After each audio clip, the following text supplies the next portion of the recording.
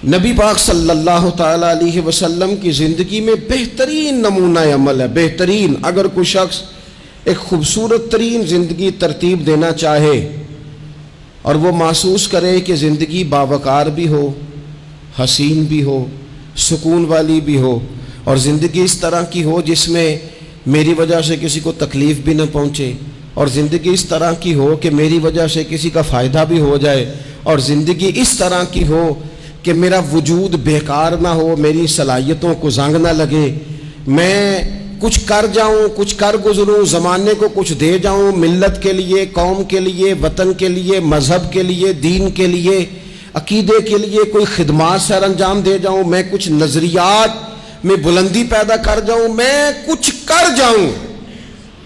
اگر کچھ چاہے کہ میں کچھ کر جاؤں تو لَقَدْ كَانَ لَكُمْ فِي رَسُولِ اللَّهِ أُسْوَةٌ حَسَنَةٌ، پھر اس کے لیے میرے نبی پاک کی زندگی ایک بہترین نمونہ ہے، بہترین نمونہ۔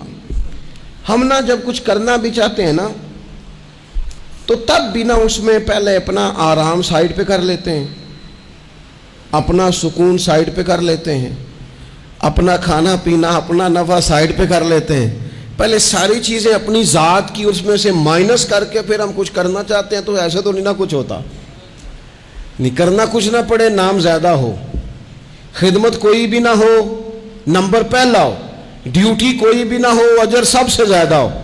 باتوں کے ساتھ جو لوگ پلاؤ پکاتے ہیں وہ زیادہ بھی گھی ڈال لیں تو خرچہ کوئی نہیں آتا، مسالہ جات مہنگے استعمال کریں، باتوں سے جو پلاؤ پکانا ہے۔ اور اگر کسی نے عملاً آنا ہے تو پھر تو میرے بھائی یہ شہادت گاہ الفت میں قدم رکھنا ہے۔ لوگ آسان سمجھتے ہیں مسلمان ہونا۔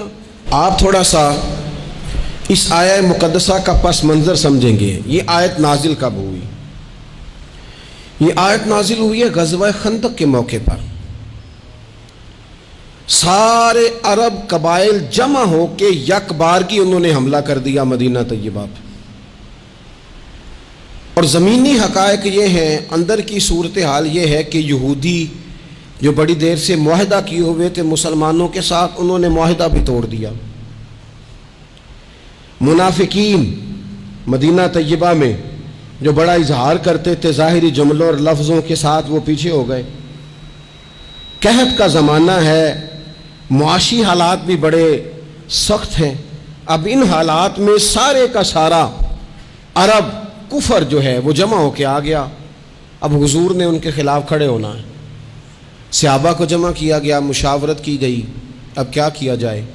حضرت سلمان فارسی رضی اللہ تعالیٰ انہوں نے مشورہ دیا کہ یا رسول اللہ صلی اللہ تعالیٰ علیہ وسلم، ہمارے علاقے میں یوں ہوتا ہے کہ جب اس طرح کا معاملہ ہو تو خندق کھودی جاتی ہے، اس میں آگ جلائی جاتی ہے، اور پھر دشمن سے مقابلہ کیا جاتا ہے۔ اب خندق کھودنی ہے اور اتنی بڑی کھودنی ہے کہ گھوڑا اس کو کراس نہ کر سکے، تو اس کے لیے بھی تو اسباب چاہیے۔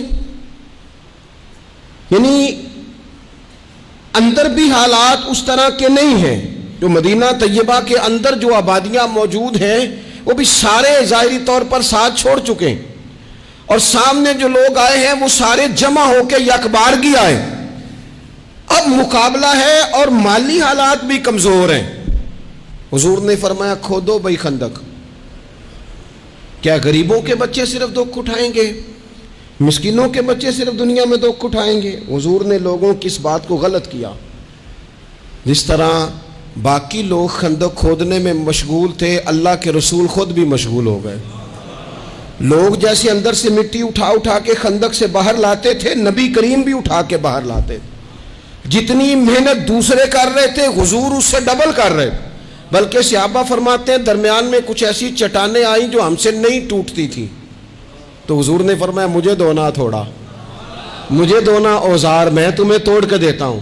حضور نے باقاعدہ عملاً اس میں کام کیا۔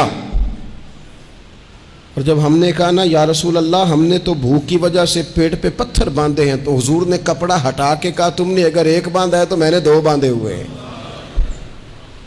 عملاً حضور نے حصہ لیا۔ ایک مہینہ پورا مدینہ طیبہ کا محاصرہ کیے رکھا کافروں نے، اور کڑاکے کی سردی، حالات اور طرح کے، ان سارے حالات میں یوں ڈٹ کے میرے رسول کریم نے مقابلہ کیا۔ یوں ڈٹ کے مقابلہ کیا کہ وہ جو آئے تھے نا مہینہ پورے کے لیے اور سارے جمع ہو کے آئے تھے، نتیجہ یہ نکلا کہ وہ ایک دوسرے کو برا بھلا کہنے لگے. تو غدار ہے، دوسرا قبیلہ کہتا تو غدار ہے، تو نے کہا تھا جیت جائیں گے، تو ہمیں لے کے آیا تھا، تو نے شرارت کی تھی.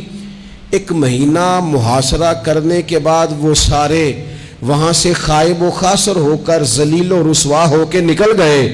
اور ان سارے حالات میں حضور یوں ڈٹ کے کھڑے ہوئے کہ کمزور پڑنے والے لوگوں سے، پریشان رہنے والے لوگوں سے، چھوٹی چھوٹی باتوں پر گھبرا جانے والی امت سے، اور ذرا سی باتوں پر ٹینشن طاری کر لینا اور کالا جادو ہو گیا، نظر لگ گئی اور فلانا آ گیا اور فلانے کی وجہ سے ایسا ہو گیا اور فلانے نے مجھے یوں کر دیا اور فلان کی وجہ سے میں کامیاب نہیں ہو سکا اور فلانا میرے ساتھ چلتا. تو اللہ کریم نے ان ساری کمزور باتیں کرنے والے ہم جیسے لوگوں کو سمجھایا کہ یہ حالات دیکھو اور میرے رسول کا ڈٹنا دیکھو، اور ان حالات میں بھی پورے کفر کو بھگا دینے کا انداز دیکھو. لَقَدْ كَانَ لَكُمْ فِي رَسُولِ اللَّهِ أُسْوَةٌ حَسَنَةٌ، فرمایا تمہارے لیے میرے محبوب کی زندگی میں بہترین نمونہ ہے.